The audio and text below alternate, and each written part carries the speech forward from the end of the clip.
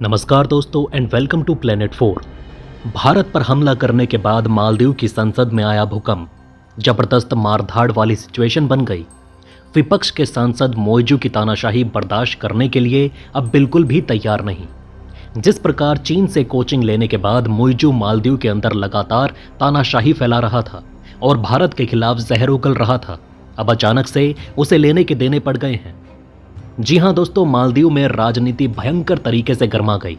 राष्ट्रपति मोहम्मद मोइजू की तानाशाही वाली हरकतों से सियासी तूफान खड़ा हो चुका है। एक तरफ उनसे जनता नाराज है तो वहीं दूसरी तरफ संसद में नया बखेड़ा खड़ा हो गया। मालदीव के विपक्षी पार्टी पिछले कई दिनों से भारत के समर्थन में नारेबाजी लगा रही थी, लेकिन मोइजू की आंखें नहीं खुल रही थी। लेकिन जैसे ही उसने चीन के जासूसी जहाज को मालदीव के बंदरगाह पर रोकने की इजाजत दी, वैसे ही भारत के साथ साथ मालदीव के विपक्षी पार्टियों का भी पारा हाई हो गया और अब हालात भट्टी में लोहे की तरह गर्म हो चुके हैं। मोइजू के खिलाफ बगावत करते हुए मुख्य विपक्षी पार्टी ने उनके 4 मंत्रियों की अप्रूवल रोक दी है, जिसके बाद भारी बवाल मचा और मोइजू ने विपक्षी नेताओं को पार्लियामेंट में भी घुसने नहीं दिया। इसी बीच सोशल मीडिया पर मालदीव की संसद से जुड़े वीडियोज छा गए हैं।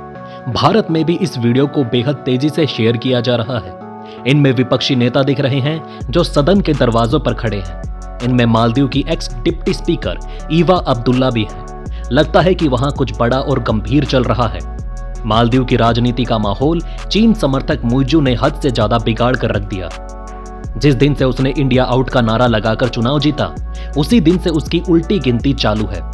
भारत का विरोध करके उसने अपने टूरिज्म इंडस्ट्री को तबाह कर दिया और एक रिपोर्ट के मुताबिक मालदीव को तकरीबन 400 करोड़ का भयानक घाटा लगा है।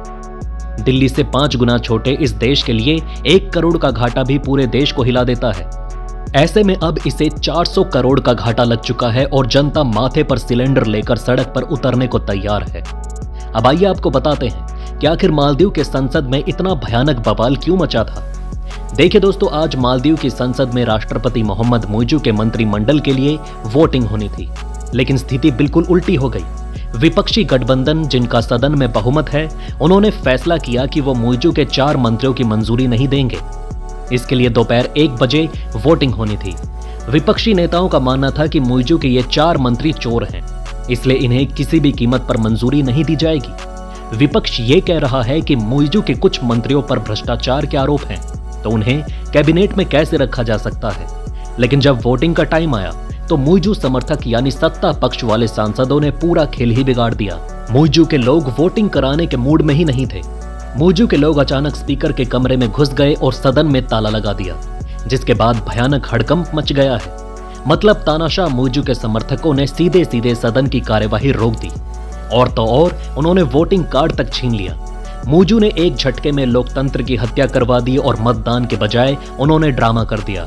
इसी कारण मालदीव में पूरा हाई वोल्टेज ड्रामा चल रहा है। जहां वोटिंग होनी थी वहां अब उसे रोक ही दिया गया है और अब मोइजू पक्ष के समर्थक और अधिकारी संसद के बाहर प्रोटेस्ट कर रहे हैं। वो चाहते हैं कि कैबिनेट मंत्रियों को अप्रूवल मिले, लेकिन विपक्ष का तो कहना है कि मोइजू समर्थक और सत्ताधारी दल उन्हें वोटिंग में हिस्सा लेने से रोक रहा है। आपको बता दें कि मोहम्मद मोइजू को पिछले साल मालदीव का राष्ट्रपति बनाया गया था, लेकिन अब वो खुद को मालदीव का तानाशाह घोषित करने का मन बना रहा है। ये महत्वपूर्ण चुनाव ना कराकर उसने मालदीव के अंदर लोकतंत्र की हत्या कर दी।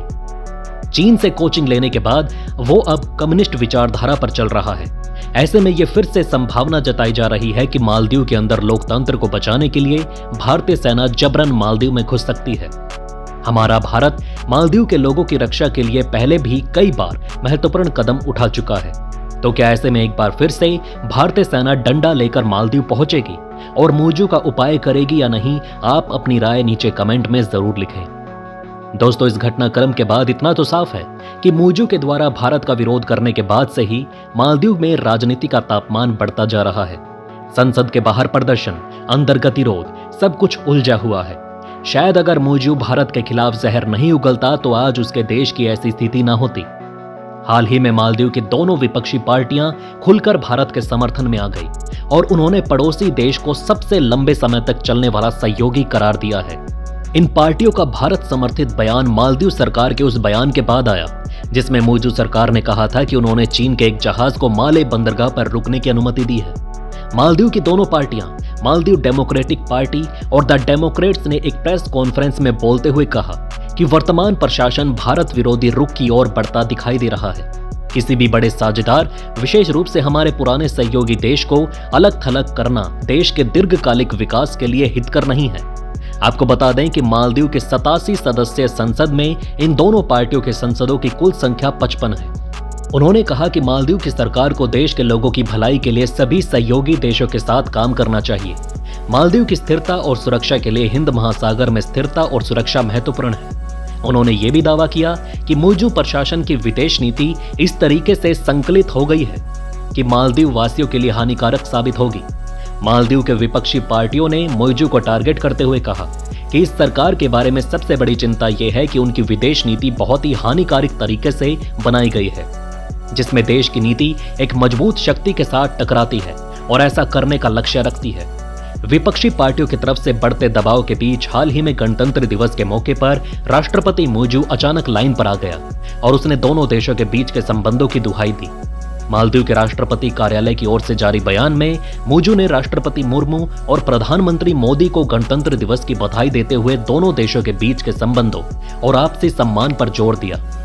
मोइजू की ओर से जारी बयान में भारत के लिए शांति, प्रगति और समृद्धि की कामना करते हुए मालदीव के लोगों और सरकार की ओर से भारत के लोगों और सरकार को बधाई दी। उन्होंने कहा कि मालदीव और भारत की दोस्ती सदियों पुरानी है। दोस्तों, अब आप नीचे कमेंट में बताएं कि मालदीव में लोकतंत्र की स्थापना बरकरार रखने के लिए भारत को कौन कौन से बड़े कदम उठाने चाहिए। जाने से पहले वीडियो को लाइक करें, चैनल को सब्सक्राइब करें। तुरंत आ रहा हूं एक और नई अपडेट लेकर। वीडियो में अंत तक हमारा साथ देने के लिए धन्यवाद। नमस्कार।